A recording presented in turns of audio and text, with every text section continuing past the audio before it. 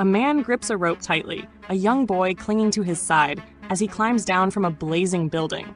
He's a firefighter, having just pulled the boy to safety through a window. Suspended by the rope, he dangles above the ground, but the flames lick at the cord and it snaps. He plummets. Miraculously, neither he nor the boy is hurt. The boy scrambles to his feet and races to his family, who are waiting nearby. The firefighter follows, his heart still pounding, and asks for the boy's name. No one answers. It's as if they don't see him at all. A voice calls out, "Kim!" That's his name. He turns and spots a man and a woman smiling at him from a distance, their faces warm with joy. But when he glances back, he sees his own body lying motionless on the ground. The truth hits him hard. Kim is dead. The man and woman approach, their eyes kind but piercing. "You're a paragon," the man says, inspecting a car nearby. "Your soul is rare, pure, found in only a few." A paragon, Kim learns, is someone who's never done wrong, whose heart is untainted. The woman explains that he must face 7 trials within 49 days. If he passes, he'll be granted a new body, a chance to return to the world. "We're angels," she adds.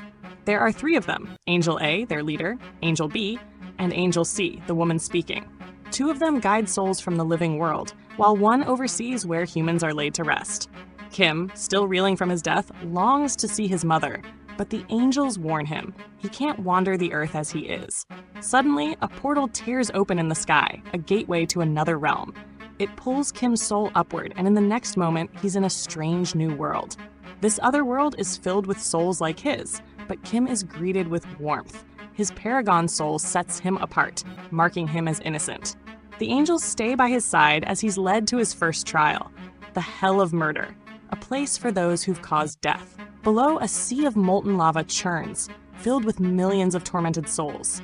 Kim stands accused before the god of murder and 2 aides. One aide recounts a fire years ago, where Kim's colleague was trapped. "You could have saved him," the aide accuses, "but you chose your own safety." The other aide calls it murder, demanding Kim be thrown into the lava. The god of murder intervenes, noting Kim's paragon soul and urging respect. The aide suggests a 5-year punishment, but Angel A steps forward. "Look closer at that night," she insists. Kim had tried to free his colleague, trapped under a stone, but the man urged him to save another instead.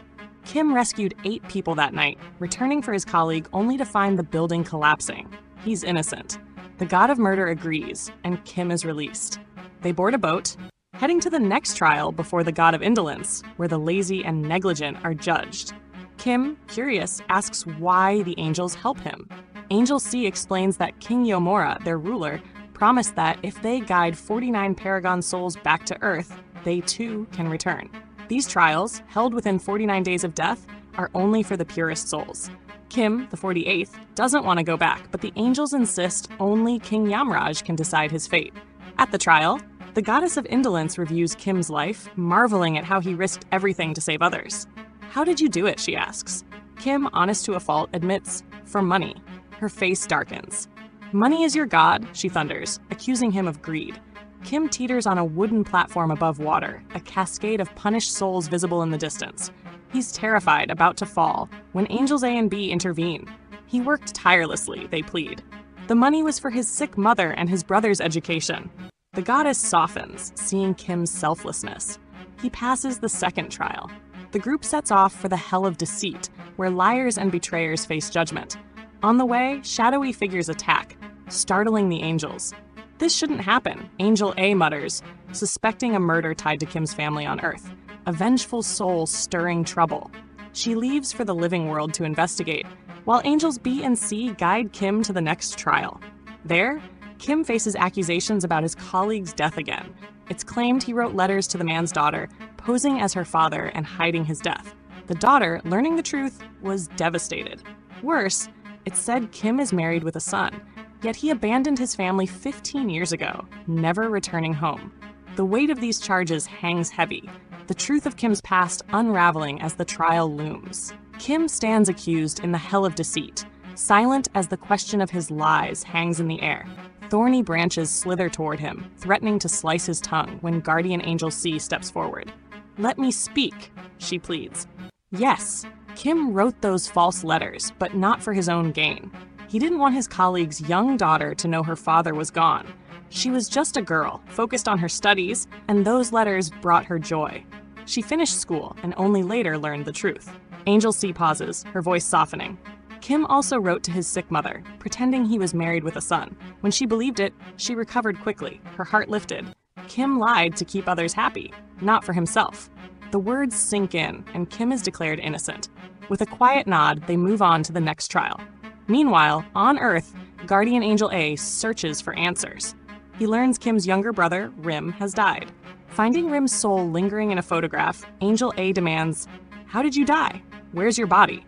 Rim's soul bolts, and Angel A gives chase but loses him. Using his powers, he peers into the past. He sees Rim and a friend embracing, a gun going off by accident. The bullet hits Rim. His friend, panicked, runs for their senior, but Rim is gone by the time help arrives. The senior, furious, mutters, "This was a mistake, but we can't let it ruin your promotion next month." They bury Rim's body deep in a forest, hiding the truth. The next day, the military visits Rim's mother, claiming he deserted his post and ordering her to report if he contacts her. Angel A tracks down Rim's soul again, binding it to a tree. "Come with me to the other realm," he urges, "or your brother Kim won't be forgiven." Rim's eyes flash with anger.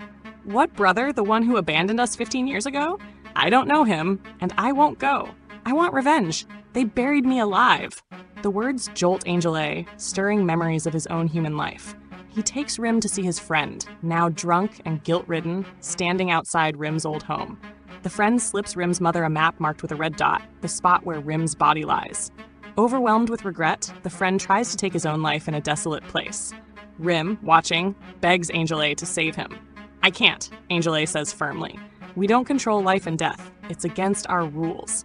Furious, Rim demands, "Help him and I'll do whatever you ask." Reluctantly, Angel A cuts the rope, saving the friend's life. Back in the other world, Kim has passed 3 trials. The 4th and 5th, Hell of Injustice and Hell of Betrayal, don't apply to him. He's never wronged or deceived others in that way, so he skips them. Now he faces the 6th trial, Hell of Violence. The accusation stings. Kim once beat his younger brother Rim, who was ill at the time. Kim has no defense, and even Angels B and C are at a loss. The god of violence sentences Kim to punishment. Desperate, Angels B and C contact Angel A on Earth, explaining Kim's fate. Angel A makes a bold move, demanding Kim's judgment be finalized. The god of violence is stunned. This means Angels A, B, and C could face punishment too if Kim fails. They take Kim and hurry to the next trial. On Earth, Angel A has calmed Rim's soul, guiding him toward peace. Rim's heart softens, his soul now pure. In the other world, Kim trudges through a desert toward his final trial. Angel C stops him, her voice gentle but firm. "Kim, did you try to end your mother's life 15 years ago?" Kim nods, his voice heavy. "Yes, we had no money and she was so sick, I couldn't watch her suffer. I thought I'd end her pain, then Rim's, then my own. But Rim stopped me as I held the pillow. I beat him for it, he was sick, and I felt awful. That's why I left home. I vowed to live for them, sending money through letters for Mom's care and Rim's studies." On Earth, Rim and Angel A arrive at Kim's old workplace. Rim sees his mother holding the map, the red dot marking his grave. Her senior, spotting it, panics and shoves her. Rim's soul unleashes a fierce storm, ready to destroy the senior, but he notices Kim sinking into sand in the other world. His actions are harming his brother. Rim hesitates, his anger cooling. In the afterlife, Kim stands before King Yamraj for his final trial, his chance to return to Earth on the line. His sins are laid bare. He tried to end his mother's life, believing she was asleep, but she was awake, ready to die so her sons could live unburdened. Kim, devastated, begs Yamraj for punishment. "I deserve it," he whispers. As the verdict looms, a massive image of Kim's mother appears. In it, Kim visits her in a dream, confessing everything. She smiles, saying, "I was never angry. I forgave you." Despite 15 years apart, she holds no resentment. Kim worked tirelessly for her and Rim, ensuring their care. Yamraj's voice booms. "If someone forgives you on Earth, you face no punishment here. Your brother has forgiven you too."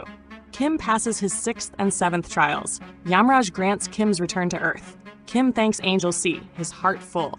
On Earth, Rim stands with Angels A and B, holding a card, a Paragon card, marking him as the 49th pure soul.